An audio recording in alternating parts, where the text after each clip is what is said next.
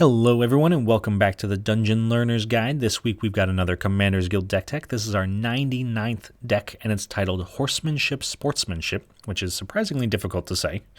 And if you haven't seen this show before, what we are doing is randomly selecting a card from scryfall.com, working with a budget of $100 or less, and building a commander deck for Magic the Gathering, all around a theme of the chosen card. So this week, our random card was suggested to us by BVD over on Reddit, and that card is Sun Quan, Lord of Wu. So as soon as I got this request, I kind of knew we had to build this deck for a couple of reasons. One, it's mono blue, and I'm not a fan of mono blue, I'll be perfectly honest, but it looks like a very aggressive style commander. It wants us to give all of our creatures horsemanship, so there's a good chance that we can get in with some small creatures, maybe some even big creatures, and do a lot of damage. But the real challenge of this deck is that, if you remember, we're building on a $100 budget. Sun Quan is a $62 card, so that automatically takes up, well, since we're a 100 card deck, 62% of our budget. So the remaining 99 cards all have to be $38 or less combined. So I think that's a very unique restriction to put on a deck, and I'm very interested in building around cards like that. So obviously, that's what we're doing this week. And if you ever have any suggestions for cards that you would like to see show up in the future, please do let me know in the comments. Send them to me by email, find me on Twitter, all of that stuff, because I am happy to take any suggestions, although I cannot actually promise to make them into a deck unless you are subscribed to our Patreon. That is the only way to guarantee that, but I will share all those links with you in just a little bit. So let's get into our commander for the deck, which I'm sure is no surprise. It is actually Sun Quan, Lord of Wu. We can't build around a legendary creature without making it the commander. And that leads us, though, to some major themes for the deck, because there's a couple of unique things that we're doing with the cards in here. And the first one is pretty obvious. We want creatures that want to do something when they deal combat damage. Since we have horsemanship on all of our creatures, horsemanship is effectively going to be acting as unblockable, because a creature with horsemanship can only be blocked by a creature with horsemanship. And I don't know about you, but I don't see horsemanship show up that often in Commander, so for the most part, it's going to be acting as unblockable. So that is why we're loading our deck up with creatures like Soul Knife Spy, which is 2 and a blue for a 3/2 elf rogue that says whenever Soul Knife Spy deals combat damage to a player, draw a card. Since our creatures are unblockable, we may as well take advantage of the fact that they're going to be hitting more often than usual, and then we're able to play cards like this that draw cards when they do damage, or do some other effect when they're dealing damage to an opponent. So that is going to be our first major theme. And then our second major theme is that because our commander is 6 mana and really a lot of our game plan relies on him, we need to make sure that we're protecting him. So we have quite a few ways in here to give hexproof and shroud, things that are going to be able to protect our commander at any given time. A great example of that is Nurok Stealth Suit, which is 2 mana for an artifact equipment. Equipped creature can't be the target of spells or abilities. It equips for 1, but you can also pay blue to attach Nurok Stealth Suit to target creature you control. Normally, equipment can only equip at sorcery speed, but the ability on Nurok Stealth Suit to attach it to target creature, that can be done at instant speed. So if someone goes to remove our commander and this isn't already attached to our commander, we can just kind of shift it over to him in response and protect him from being destroyed. Now, we can also use this for any other creature that's on board that we want to protect. If someone tries to remove our Soul Knife Spy or some other big creature we have, we can shift Nurok Stealth Suit over to it. So it's a super useful protection spell. And since it's kind of sticking on board, people know that it's there. And even just being there might be enough to kind of dissuade our opponents from trying to kill our stuff, and they might want to send it somewhere else. And that is theme number 2. Our final theme is going to be kind of a combination of these two things, because since we want to keep our stuff alive and we want to do combat damage, it only makes sense that we want to be, well, the control player at the table. So we are going to be protecting ourselves and controlling what's happening on the board. And a great example of that is Aether Spouts, which is 3 blue for an instant For each attacking creature, its owner puts it on the top or bottom of their library. Because we want to mostly be tapping out with all of our creatures, making sure that we really don't have any defenses, we need to play plenty of things that stop attackers, we need to play plenty of counter spells, we need to play plenty of removal, and that is what we're aiming to do. So the bulk of our game plan is really to just play creatures, make sure they don't get destroyed, and then prevent our opponents from interacting with our game plan. And typically, if we can do that, we'll be able to draw enough cards and generate enough value that we can slowly win the game, especially when our creatures can't be blocked. So that is our Sun Quan Lord of Wu deck, kind of in a nutshell. But of course, we're not quite done with our deck tech. We got to take a look at some key cards, some things that really help us move toward a victory, even if they don't specifically win us the game.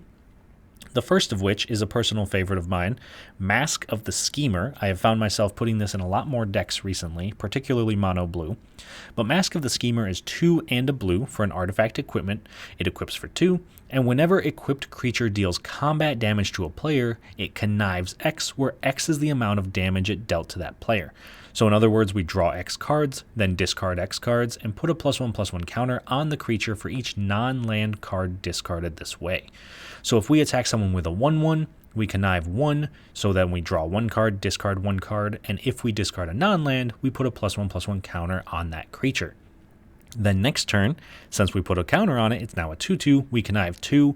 If we can do it again, maybe go to 4, 8, 16, we can make one creature really, really big and make sure that we're always kind of crafting our hand to fit what we want by making sure that we are always drawing the cards that we need and discarding the things that we don't. So Mask of the Schemer is really great when we have creatures that can't be blocked, and it's very good for filtering out our draws. And then that is going to lead us to our second key card, which is going to be Mist Syndicate Naga. So Mist Syndicate Naga is 2 and a blue for a 3/1 Naga Ninja. It has Ninjutsu for 2 and a blue.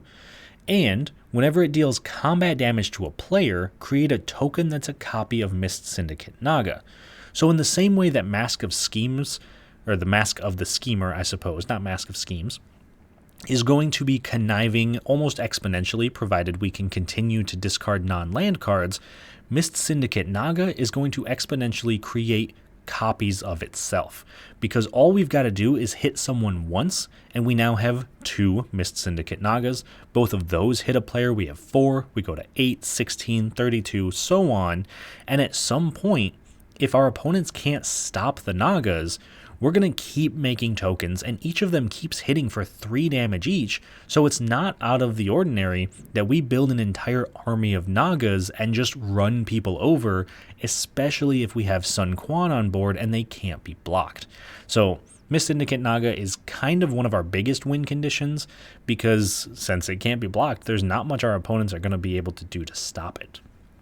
And then finally, that leads us to our last key card, and that is going to be Surakar Spellblade. And Surakar Spellblade is 1 blue for a 2/1 Surakar. Whenever you cast an instant or sorcery, you may put a charge counter on Surakar Spellblade. Whenever Surakar Spellblade deals combat damage to a player, you may draw X cards, where X is the number of charge counters on it.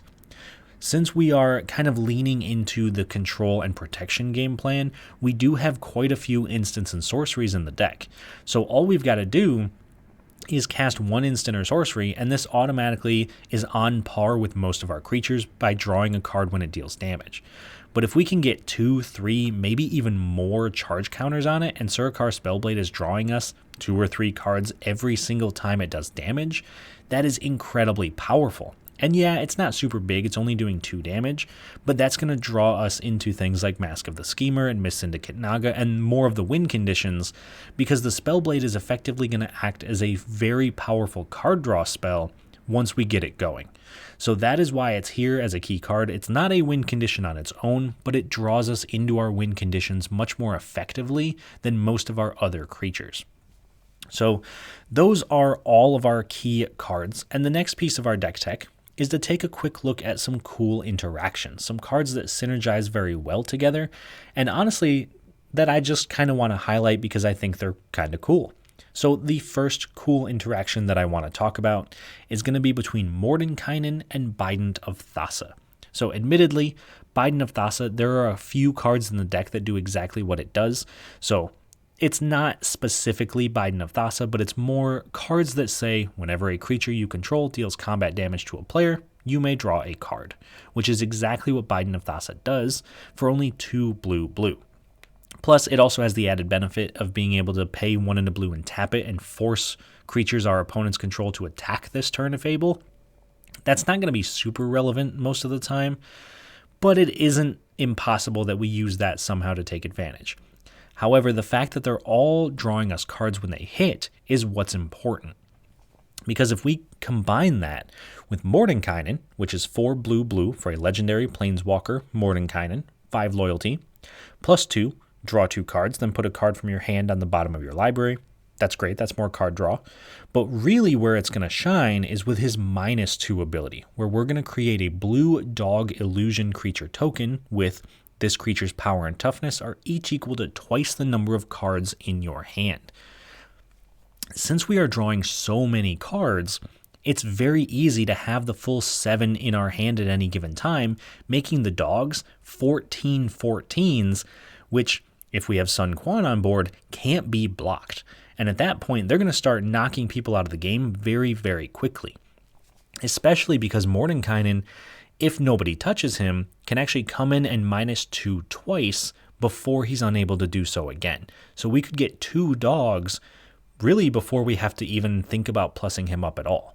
And if we don't need the dogs and we're just there to draw cards, we could eventually get to his -10, which says exchange your hand and library, then shuffle. You get an emblem with you have no maximum hand size.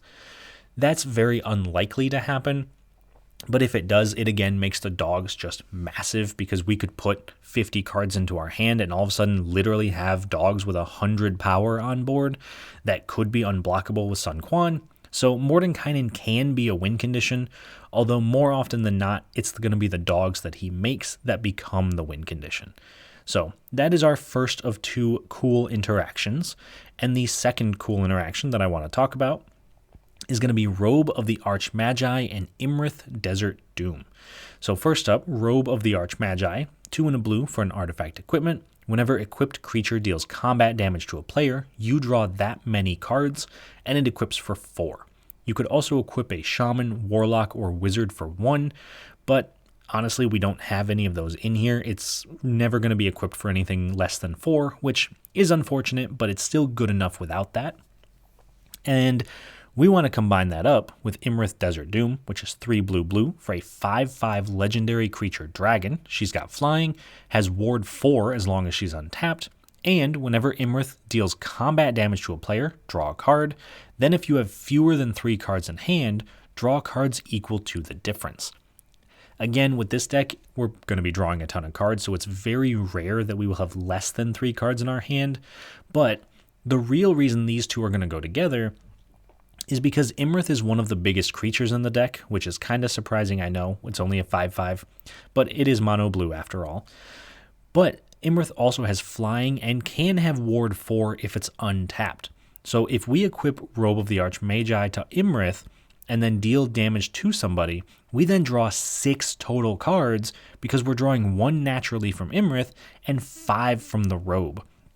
And if we're drawing 6 cards every single time we're doing combat damage, that's almost a new hand. That is enough cards to really keep us going and really help us filter through what we're doing and make sure that no matter what our opponents do, we're always going to have an answer. So that is why I wanted to highlight Robe of the Archmagi specifically with Imrith, because again, 5/5 with flying, that's drawing 6 cards, is very powerful, especially in Commander when we're trying to keep up with 3 opponents at once. But that is the last of our cool interactions, and the very final piece of the deck tech is to take a look at the price. Obviously, no surprise considering our $62 Commander. We came in very, very close to our $100 budget limit, $99.97. We were literally only 3 cents short of our budget, and as I'm sure you can already guess, our most expensive card is Sun Quan, $62, but It's no fun to talk about cards we've already talked about, so I'm going to highlight our second most expensive card, which is going to look very cheap compared to Sun Quan. That is actually going to be Arcane Denial, which is $2.81. So obviously, it's very difficult to say if you want to trim down on the price to cut something like Arcane Denial, because it's really only about $3. You'd still only trim down to about 96. So if you did desperately need to trim down the price of the deck, you could cut out Sun Quan and dip the price down to about 30-something dollars.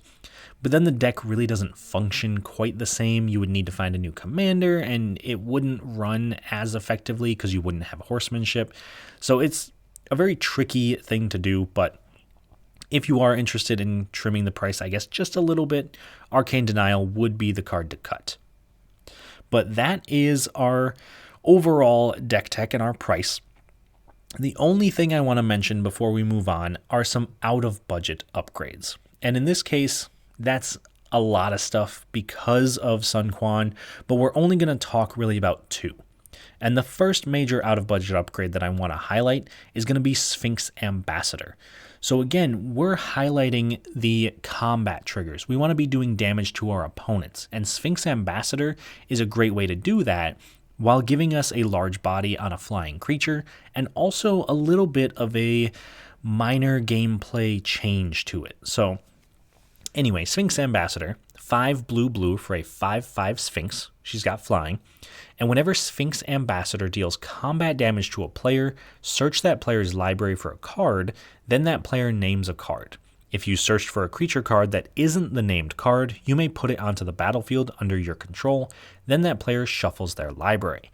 So it's a little bit of a mind game, because our opponents are going to have to guess which creature we took out of their library, and if they guess wrong, we get to play it for free.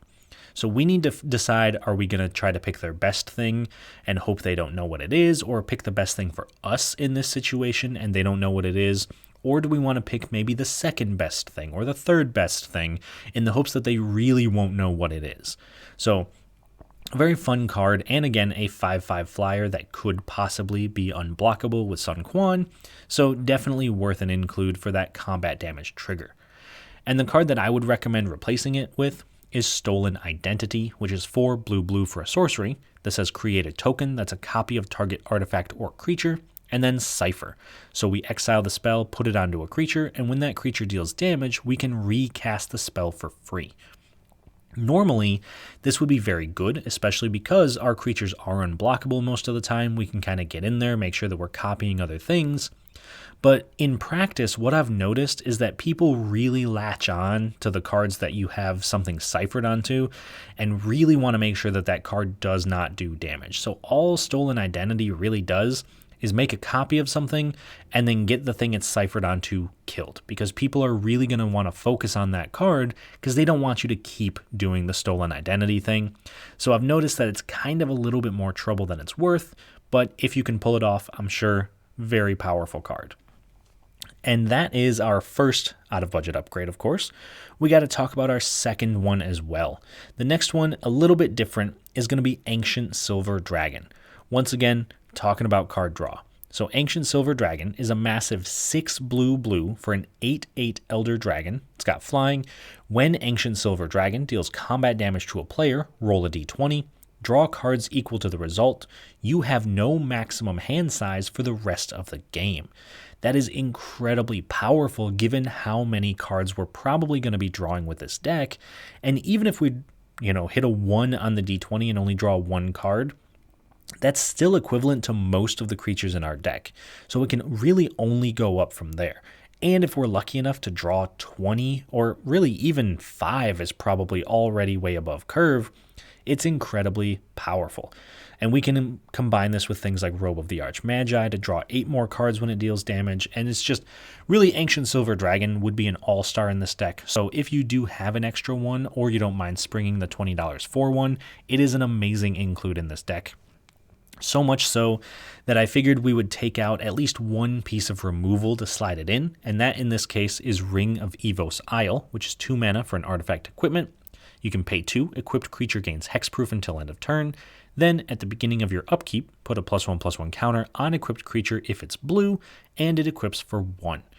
Now, this has very similar vibes to Nurok's Stealth Suit from earlier, where you can pay 2 mana to always make sure that you're protecting your things.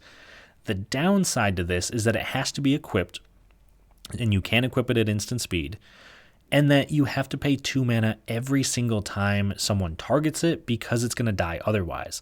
So if each player around the table tries to kill one creature, you've got to pay 2 mana on everybody's turn, and the chances that we've left up 6 mana just to protect something is very slim. We tend to want to keep up enough to protect it once, maybe twice, but if someone wants to get around the ring, they easily can. It's much harder to get around something like Nurok's Stealth Suit than it is the Ring of Evo Isle. So I would highly recommend that if you're able to make this swap that you do, but if you can't, Ring of Evo Isle is still pretty solid. It's just not 100% the all-star that I was kind of hoping it would be. Anyway, that brings us to the end of our deck tech, and the very last thing we've got to do before we jump into a game and actually test out how this deck works is take a quick look at some ways that you could help support the channel if that's something you're interested in doing. So first off, I do want to say, if none of this is your thing, you can always just like the video, subscribe to the channel, maybe leave a comment. I would love to hear what you think about the deck. All of that stuff does really help out a lot, and I very much appreciate it, and especially because we're getting close to episode 100 of this series. It's absolutely wild to me that we've even gotten this far, so thank you to everyone who has helped out and has supported. And if you're looking to reach out to me in other ways or support in other ways, you can find us over on Twitter, Reddit. You can send us an email, dungeonlearnersguide@gmail.com. And then, of course, some direct ways that you could help support the channel. We do have an affiliate link with TCG Player. You can click on that link, buy some cards, and then we get a little bit of a kickback from them. And then finally, the most direct way that you can help support the channel is Patreon, patreon.com/dungeonlearnersguide. Once you're over there, you get access to things like a Discord channel where we actually brew up some decks and also make the videos for the decks. So if you want to play in some games, you are more than welcome to join. You get access to the deck lists a week early. You get access to a random card of the week sent to you every single month. And then, of course, you get access to the unedited gameplay videos. So if you want to hear the players interacting with each other and talking and having a good time, rather than just my own narration over top of it, you can do that as well. And one final thing for the Patreon is that if you are ever interested in having cards that you'd like to suggest for the channel, you are always welcome to put them in the comments, and I will do my best to get to all of them.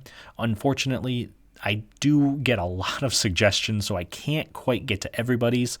The only exception to that is for our patrons. If you are one of our patrons and suggest a card, I guarantee you I will get to that card eventually. It might take me a while because of how many decks we've had suggested, but I promise to you I will get to them. So that is all of the shout outs I want to do. Of course, we do have to actually shout out our 4 current patrons, and that is going to be William Swiftfoot, Doodle, Calvin Schmidt, and Eric Hui. To the 4 of you, thank you all so much for all of your support. And with all of those shout-outs now done, let's move on to the game. So let's take a look at our opponents for this week and see how our deck is going to match up against them. First up, we're going to have Cow playing Rafine Scheming Seer. We also have Mike playing Tasha the Witch Queen, and we have Bilal playing Lord Windgrace. So starting with Cow and his Rafine deck, this is a deck that's going to be very heavily focused on the conniving, so he wants to make as many creatures as possible to go wide as much as he can, connive a ton on a individual creature and just do a ton of damage, draw a bunch of cards, kind of similar to our deck in the way that he wants to use combat and card draw.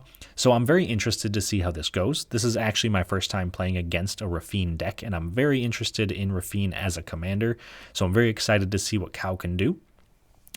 Next up, we have Mike and his Tasha the Witch Queen deck, and you may remember we've seen him play this before. This is a deck that he actually made over on his Twitch channel with his viewers, where it's really just built out of cards that he owned, so it's kind of like a Dimir trade binder kind of deck. He has a ton of cards that can get a ton of value and are just very powerful, but he didn't really have a deck to put them in, so he just made a deck for all the stuff to go into. And The little I've seen of it, it seems super cool. He kind of got stuck on mana the last time we played, so I'm hoping this time Tasha gets a better showing, but I'm interested to see how that goes. And then finally we have Bilal and his Lord Windgrace deck, and I'm going to be honest, this is a lands matter deck, so I am immediately the most concerned about this deck. Lord Windgrace is incredibly powerful, and I know land synergies, particularly in the Jund colors, can be very strong. So I think out of all of these opponents, that's the one I'm the most concerned about.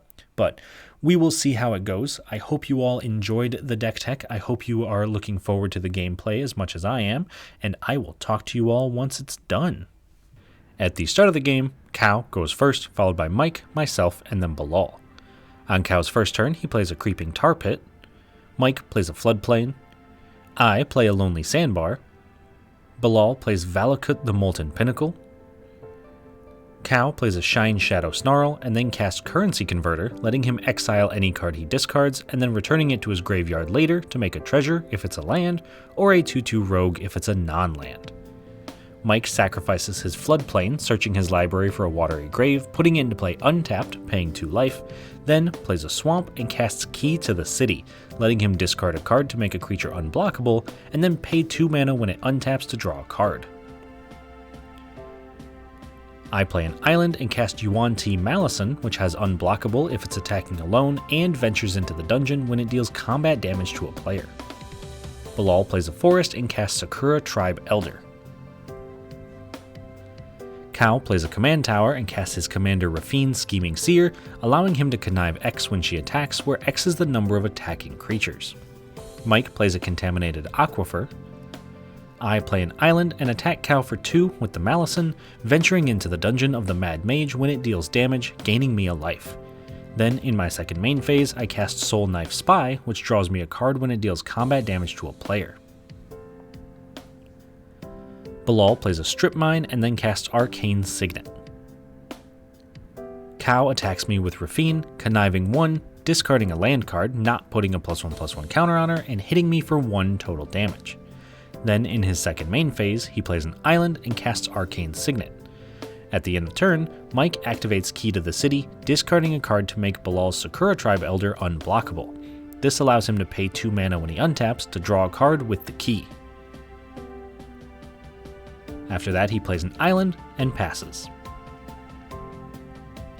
I play an island and attack Bilal for 3 and Cow for 2. Bilal blocks with Sakura Tribe Elder, sacrificing it before damage to search his library for a basic land, putting it into play tapped, while Cow takes 2 damage and I venture into the dungeon, scrying 1.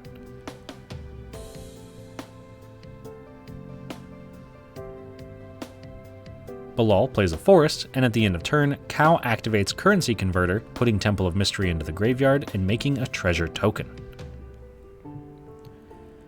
On Cow's turn, he casts Rabble Rousing, hiding away a card and letting him make a 1/1 citizen token whenever he attacks with a creature, playing the hideaway card for free if he controls 10 or more creatures.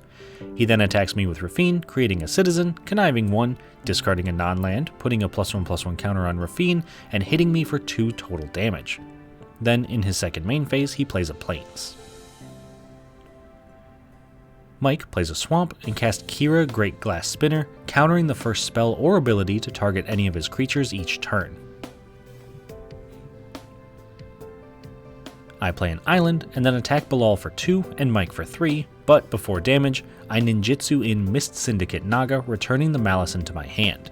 Still before damage, Bilal casts Terminate to destroy my Naga, but luckily I have a response, saving it with Counterspell. Then both of my creatures do damage, so I draw a card and make a copy of the Naga. On Bilal's turn, he plays a mountain and casts his commander Lord Windgrace.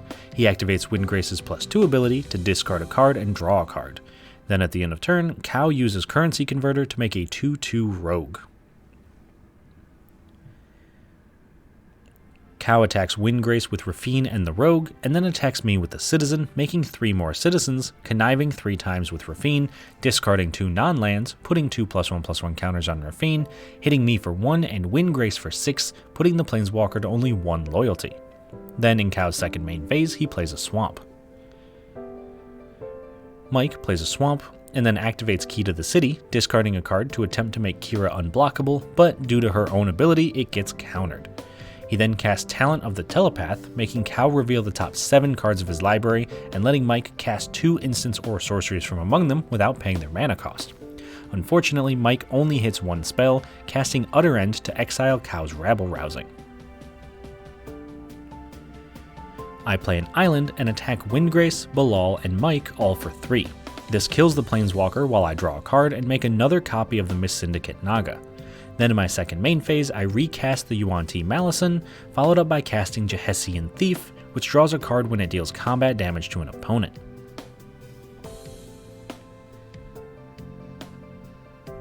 Bilal casts Rampaging Baloths, letting him make a 4/4 beast token whenever he plays a land, which he immediately does, playing a mountain.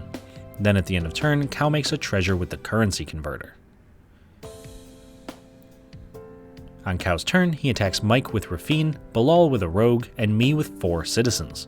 This lets him connive 6 on the Rogue, discarding 3 non-lands and putting 3 counters on it. Then Mike takes 4, I block a citizen, killing it and taking 3, and Bilal blocks with his Beast, killing it and the Rogue, taking no damage. Then in Cow's second main phase, he plays a Darkwater Catacombs and casts Bone Miser, letting him make a 2/2 zombie token when he discards a card, make 2 black mana when he discards a land card, and draw a card when he discards a non-creature non-land. Mike plays War Room and casts his commander Tasha the Witch Queen. He activates Tasha's +1 ability, exiling an instant or sorcery from each opponent's graveyard, putting a page counter on each of them. This exiles my counterspell, Bilal's Unexpected Windfall, and Cow's Cleansing Nova. On my turn, I cast my commander, Sun Quan, Lord of Wu, giving all my creatures Horsemanship. This lets me attack Mike for 3, Bilal for 6, and Cow for 6, drawing 2 cards, making 3 copies of Mist Syndicate Naga, and venturing into the dungeon, creating a treasure token. Then in my second main phase, I play an island and pass. Bilal casts Realms Uncharted, searching his library for 4 lands, letting me choose 2 to go to his hand while the other 2 go to his graveyard. This results in Myriad Landscape and Yavimaya Cradle of Growth going into his hand, while Zeator's Proving Ground and Cinderglade go to his graveyard. Then he plays the Myriad Landscape, making a beast, and at the end of turn, Cow makes a treasure token with his currency converter. Cow casts an Alhammaret's Archive, doubling the life he would gain and the cards he would draw, but Mike counters it with a negate. He then moves to combat, attacking Tasha with his citizens, and me with Rafine and the Bone Miser, conniving 5 on one of the citizens, discarding 3 non-lands, giving it 3 +1/+1 counters, making a 2/2 zombie, drawing 2 cards, and making 2 black mana. Mike blocks the biggest citizen with Kira, killing her but making sure Tasha only takes 2 damage, while I block Bone Miser with 2 Nagas, killing all 3 creatures, and then I take 4 damage from Rafine. In Cow's second main phase, he plays an island and passes. Mike plays a swamp and activates Tasha's -3 ability, killing the Planeswalker but casting Cleansing Nova without paying its mana cost, destroying all creatures. In response, Cow casts Your Temple is under attack, giving his creatures indestructible until the end of turn. Still in response, I cast Dispel, attempting to counter Cow's protection, but he still has an answer, casting Commit, putting my Dispel second from the top of my library. Then the stack resolves, destroying all creatures except for Cow's. Once that's resolved, Mike casts a Rune-Scarred Demon, searching his library for a card and putting it into his hand. I play an island and cast Sharding Sphinx, which makes a 1/1 Thopter token whenever I deal combat damage with an artifact creature. I also cast Scroll Thief, letting me draw a card when it deals combat damage to a player. Bilal plays a mountain and casts Perforos, God of the Forge, doing 2 damage to each opponent whenever a creature enters under his control. Then at the end of turn, Cow makes a treasure with his currency converter.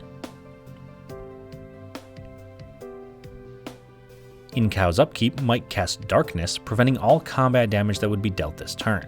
Then Cow plays a Prairie Stream and casts Memory, making each player shuffle their hands and graveyards into their libraries and draw 7 new cards. In response, Bilal sacrifices his Myriad Landscape to search his library for 2 basic lands, putting them into play tapped. Then, even though he can't do any damage, he can still connive, so Cow attacks Bilal with all his creatures except Rafine, conniving 4 on his zombie, discarding no non-land cards so he doesn't put any counters on it. Then in his second main phase, he casts an Azorius Signet and passes. Mike casts a Mox Diamond, discarding a land, and if you're a fan of the art on the diamond, then make sure you check out Mike's Twitch channel where he plays games and makes amazing art like this all the time. He then plays an island and activates Key to the City, discarding a card but making his demon unblockable. This lets him attack Cow with the demon, but before damage, he returns it to his hand and ninjutsus in Yuriko the Tiger's Shadow. This reveals the top card of his library when she does 1 damage to Cow, putting it into his hand and doing damage to each opponent equal to its mana cost, in this case 4, as he reveals Starscream Power Hungry. Then in Mike's second main phase, he casts Starscream Power Hungry. On my turn, I play an island and attack Mike for 4 and Bilal for 1, creating a Thopter token and drawing a card when they deal damage. This also transforms Starscream, and in my second main phase, I cast Imrith Desert Doom, which draws a card when it deals combat damage to a player and has Ward 4 if it's untapped. Bilal recasts his commander Lord Windgrace, then plays Lotus Field, sacrificing 2 lands when it enters. He then casts Tireless Tracker, doing 2 damage to each opponent and investigating whenever a land enters the battlefield under his control. This lets him activate Windgrace's -3 ability and return both of the lands he just sacrificed from the graveyard to the battlefield, making 2 clue tokens. Then at the end of turn, Cow makes a rogue with the currency converter. On Cow's turn, he casts All-Seeing Arbiter, drawing 2 cards and discarding a card when it enters the battlefield or attacks. Then, whenever he discards a card, target creature gets -X/-0 until Cow's next turn, where X is the number of different mana values among cards in his graveyard. For this instance of discard, he gives Yuriko -2/-0. He then moves to combat, attacking Windgrace with a 4/4 citizen, Bilal with a zombie and rogue, and me with 2 1/1 citizens. This lets him connive 5, but Mike responds by cycling Nimble Obstructionist, countering the ability. Then Bilal sacrifices a clue, drawing a card, putting a +1/+1 counter on Tireless Tracker, using it to block the rogue, killing it while Windgrace takes 4, going back to the command zone, and Bilal takes 2. Then I also block one of the citizens with Imrith, killing it and taking 1. After combat, Cow plays a Rogue's Passage and casts Restoration of Iganjo, searching his library for a Plains, putting it into his hand. Mike pays 2 when Key to the City untaps to draw a card, plays an Underground River, and then activates Key to the City, discarding a card to make Starscream unblockable. This allows him to attack Cow for 2 with Starscream, giving Cow the Monarchy. Then in his second main phase, Mike casts Baleful Strix, drawing a card when it enters. At the end of turn, I cast Factor Fiction, revealing the top 5 cards of my library and making Bilal split them into 2 piles, choosing one to put into my hand and the other into my graveyard. This results in me putting Sea Dasher Octopus and Mirror Shield into my hand, and Quietus Spike, Moon Circuit Hacker, and an island into the graveyard. On my turn, I play an island and cast Blade of Selves, equipping it to Sharding Sphinx to give it Myriad. However, before I can declare any attacks, Mike casts March of Wretched Sorrow for X=4, doing 4 damage, killing it and gaining Mike 4 life. I still go to combat, attacking Bilal for 5, drawing a card, and in my second main phase cast Mirror Shield.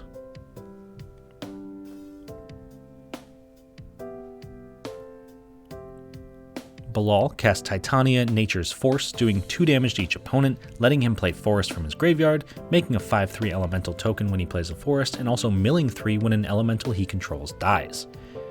He also casts Titania, Protector of Argoth, doing 2 damage to each opponent, and making a 5/3 elemental creature whenever one of his lands goes to the graveyard.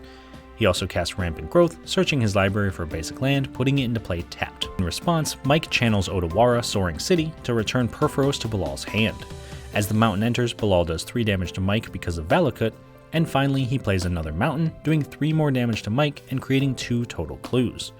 Then at the end of turn, Cow makes a rogue with Currency Converter. When Cow draws for turn, the Restoration of Iganjo triggers, discarding a card and returning Ledger Shredder from his graveyard to play tapped, giving Yuriko -3/-0. He then casts Teferi's Veil, letting him phase out any of his creatures that attack at the end of combat. He moves to combat, attacking Bilal with everything he's got, conniving on Rafine 6 times, discarding 4 non-land cards, putting 4 +1/+1 counters on her. This also allows Cow to give all his opponent's creatures a minimum of -6/-0, meaning nothing on the board except for his creatures have any power. Notably, in the stack of cards he discards is From Under the Floorboards, which he casts for its madness cost of X equals 4, making 4 2/2 zombie tokens and gaining 4 life. Finally, combat damage happens, and at this point Bilal knows he's dead no matter how he blocks, so he decides to just take the hit, getting knocked out of the game. Then in the second main phase, Cow plays a Fetid Heath. Mike plays a Swamp and activates Key to the City, discarding a card and making Starscream unblockable. Notably, since he wasn't a creature on Cow's turn, he still has power. He then casts Agent of Treachery, gaining control of Cow's Ledger Shredder. He moves to combat, attacking Cow for 2 with Starscream, taking the Monarchy and transforming Starscream. Then at the end of turn, Mike draws for being the Monarch and does 2 damage to Cow with Starscream. I play an Island and cast Strixhaven Stadium, before attacking Cow for 0 with a Thopter, but before the damage, I return the Thopter to my hand and ninjutsu in Moonblade Shinobi, doing 3 damage to Cow and creating a 1/1 illusion token. Second main phase, I equip Imrith with the Mirror Shield, giving her hexproof and +0/+2. Then I mutate the Sea Dasher Octopus under Imrith, letting me draw a card when it deals combat damage. This triggers Ledger Shredder, allowing Mike to connive, but in response, Cow casts Utter End, exiling Starscream and preventing the damage it would have dealt to him. Then at the end of turn, Cow makes a Rogue with the Currency Converter.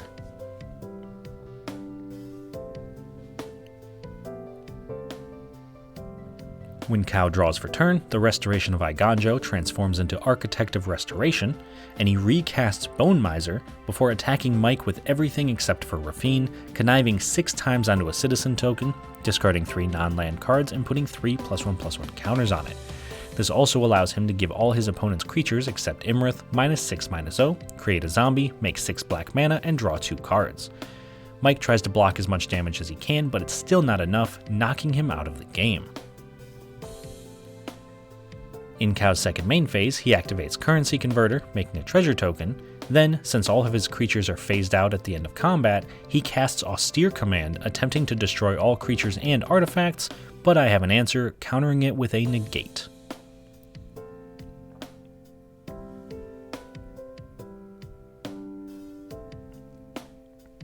On my turn, I play an Island and cast Curse of the Swine, exiling Bone Miser, Architect of Restoration, and Rafine, paying an extra 1 for Ward, and replacing them all with 2/2 Boar tokens.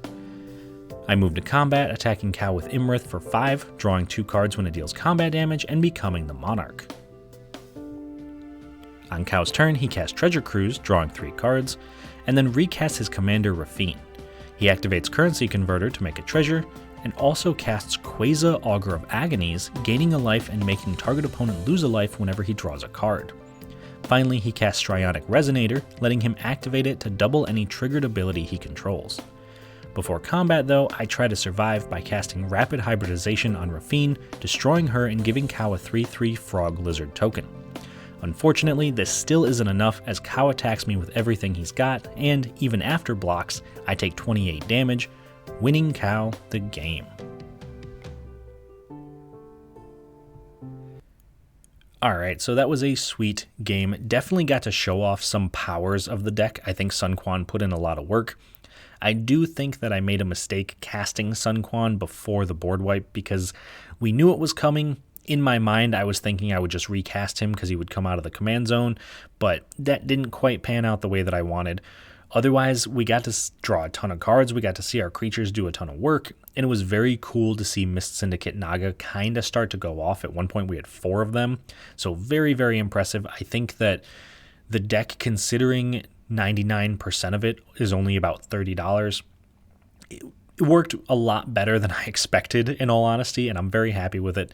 It really plays into my style of being an aggressive deck, even though, like I said earlier, I'm not a big mono blue fan, so very, very cool. Otherwise, if we're going around the table, Bilal's deck and his lands matter. He didn't do too much in the beginning, but he started to present a very terrifying board state later on with Perforos and both Titanias.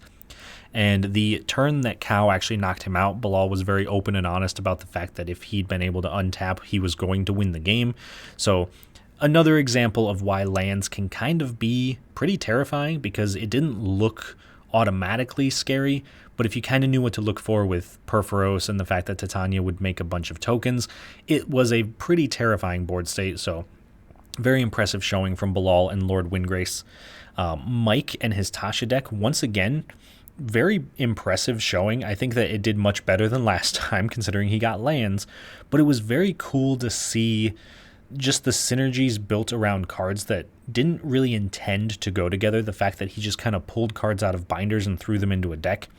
Even then, the deck still functioned very well. You got to see a lot of synergies between like stealing things and countering things and making his own stuff unblockable and discarding cards to turn on some other effects like spell mastery. So it was very, very well done and very well constructed considering, again, it was just kind of a random assortment of cards. So a very cool deck and a nice shout out to Mike for that one.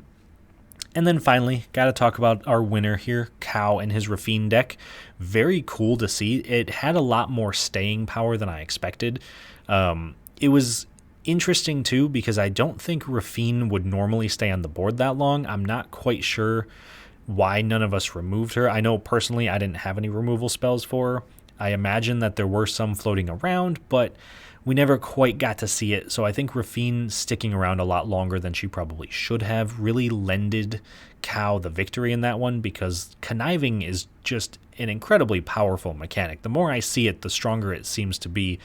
Just the ability to kind of shape your hand, and when he's drawing 5 to 6 cards every single turn and then discarding them to turn into other things with currency converter, it was a very impressive engine and definitely very difficult to stop. So very cool showing by Cow's Rafine deck, and really a very good showing by everybody's deck. Everybody got to do something and showed off the power of their decks. So I was very happy with this game.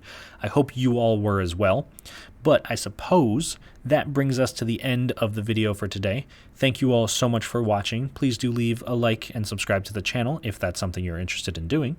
And I will see you all on the other side of the Dungeon Learner's Guide.